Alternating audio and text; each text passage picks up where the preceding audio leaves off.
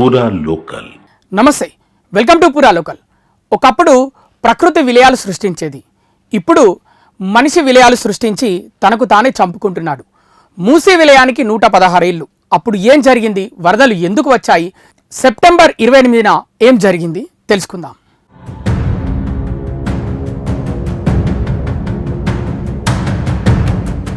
చినుకు పడితే చాలు హైదరాబాద్ నగరం అతలాకుతలమైపోతుంది.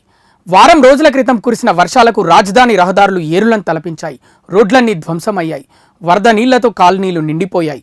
ఇండ్లు, అపార్ట్మెంట్లలో కూడా నీళ్లు చొచ్చుకొని వచ్చాయి. నగర జీవితం అస్తవ్యస్తమైంది. కానీ సరిగ్గా 116 ఏళ్ల కిందట ఇదే రోజు మూసీ నది మహోగ్ర రూపంతో నగరంపై విరుచుకుపడి వేలాది మందిని బలి తీసుకున్నది. ప్రతి ఏడాది ఆ విషాదాన్ని గుర్తు చేసుకుంటున్నా వరదలు, భారీ వర్షాల కారణంగా నగర జీవితం ధ్వంసం కాకుండా కాపాడే గట్టి చర్యలు మాత్రం ఏ ప్రభుత్వాలు చేపట్టడం లేదు. నిజానికి ప్రజాస్వామిక ప్రభుత్వాల కంటే నిజాం రాజులే వాటి బీభత్సానికి తీవ్రంగా చలించారు. తీసుకోవాల్సిన చర్యలపై దృష్టి నిలిపారు. 1908 సెప్టెంబర్ 28న మూసీ విలయం సంభవించింది. తర్వాత 2 ఏళ్లకే హైదరాబాద్పై ప్లేగు మహమ్మారి దాడి చేసింది. తీవ్రమైన ప్రాణ నష్టం జరిగింది. ఈ సంఘటన నిజాం రాజు మహబూబ్ అలీ ఖాన్ను తీవ్రంగా కలిచివేసింది. ఈ కలత ఆయనను కుంగదీసింది. తరువాత కాలంలో దీనిపై సరోజినీ నాయుడు టీయర్స్ ఆఫ్ ఆసిఫ్ పేరుతో ఓ పోయం కూడా రాశారు. గంగమ్మను శాంతింపజేయాలన్న హిందువుల సెంటిమెంట్ను గౌరవించి మతపరంగా తనకు సంబంధం చేసేప్పటికీ మూసీ నదికి బంగారు చాటతో ముత్యాలను సమర్పించిన వ్యక్తి నిజాం మహబూబ్ అలీ ఖాన్. వరదల బారి నుంచి ప్రజలను కాపాడుకునేందుకు తీసుకోవాల్సిన చర్యలపై సిటీ ఇంప్రూవ్మెంట్ బోర్డును నిజాం ఏర్పాటు చేశారు. దానికి తన కుమారుడు మొఘల్ ఆజాంను చైర్మన్గా నియమించారు. సర్ మిర్జా ఇస్మాయిల్ అప్పట్లో పెద్ద ఇంజనీర్. వారు సంప్రదింపులు జరిపి మోక్షగుండం విశ్వేశ్వరయ్యను పిలిపించారు. అప్పట్లో నగర జనాభా 5 నుంచి 10 లక్షల లోపు మాత్రమే. కానీ వారికి కావాల్సిన అన్ని మౌలిక వసతులు నగరంలో ఉండేవి. అప్పటికీ నగరం నిండా వందల సంఖ్యలో చెరువులు, కుంటలున్నాయి. వాటిలోకి వరద నీళ్లను చేర్చేందుకు నాలాలున్నాయి. 100 ఏళ్లు దాటిన అదే డ్రైనేజీ వ్యవస్థను కొంచెం మార్పులు చేర్పులతో ఇంకా కొనసాగిస్తున్నారు. ఇప్పుడున్న జనాభాకు కనీసం 5,000 కిలోమీటర్ల సినరేజ్ లైన్స్ కావాల్సి ఉండగా కేవలం 1,500 కిలోమీటర్ల పరిధిలోనే ఉన్నాయి. కనీసం 5 లక్షల మ్యాన్ హోల్స్ అవసరం ఉండగా 2 లక్షలు మాత్రమే ఉన్నాయి. పైగా వందలాది చెరువులు, కుంటలు మాయమయ్యాయి. ఇప్పటికే చెరువులు కబ్జాలకు గురవుతూనే ఉన్నాయి. 14 చదరపు కిలోమీటర్ల వైశాల్యంతో నిర్మించిన హుస్సేన్ సాగర్ ప్రస్తుతం 5 చదరపు కిలోమీటర్లకు కుంచుకుపోయింది.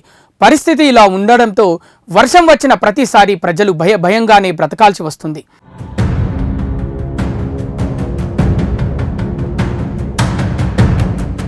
మూసీ వరదల తర్వాత ప్రళయాన్ని ఎదుర్కొనేందుకు అప్పటి నిజాం ప్రభు మీర్ మెహబూబ్ అలీ ఖాన్ దృష్టి పెట్టారు. అప్పటి ప్రసిద్ధ ఇంజనీర్ మోక్షగుండం విశ్వేశ్వరయ్యను పిలిపించి ప్లానింగ్ బాధ్యతలను అప్పగించారు. హైదరాబాద్ నగరంలో 2 జలాశయాల నిర్మాణంతో పాటు మెరుగైన డ్రైనేజ్ వ్యవస్థను ఏర్పాటు చేయాలని మోక్షగుండం సమర్పించిన నివేదికలో పేర్కొన్నారు.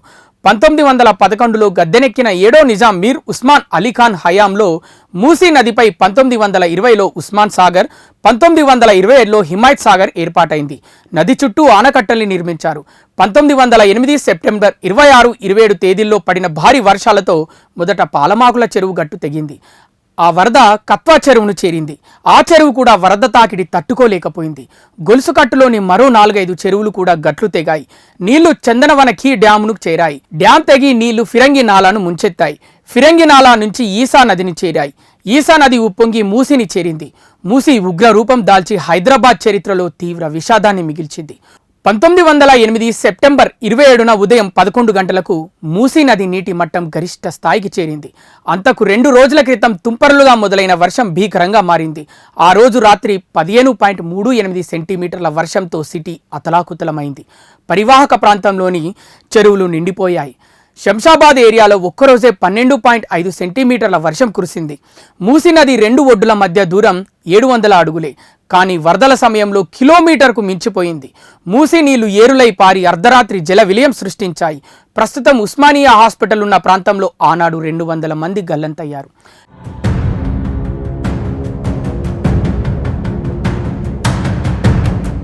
పేట్ల బుర్జు ప్రాంతంలో వంతెనలపైకి ఎక్కి ప్రాణాలు రక్షించుకునేందుకు ప్రయత్నించినప్పటికీ ఫలితం లేకుండా పోయింది. వంతెన గోడలు కూలి జనం కొట్టుకుపోయారు. ప్రాణాలు కాపాడుకునేందుకు పరుగులు తీసిన కొందరు రాజభవనాల్లో తలదాచుకున్నారు.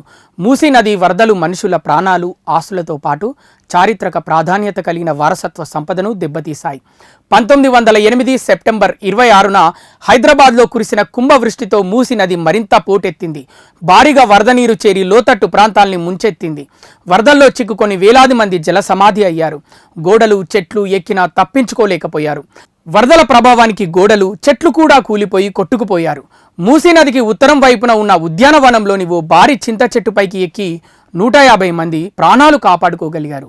అనంతరం కాలంలో ఆ ప్రాంతంలో ఉస్మానియా హాస్పిటల్ నిర్మించారు. అప్పుడు కేవలం 48 గంటల్లో 15,000 మంది మరణించారు.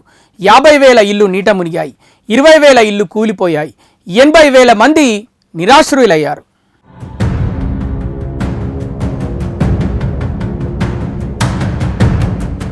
ఇవి ఇప్పటి వరకు ఉన్న అప్డేట్స్.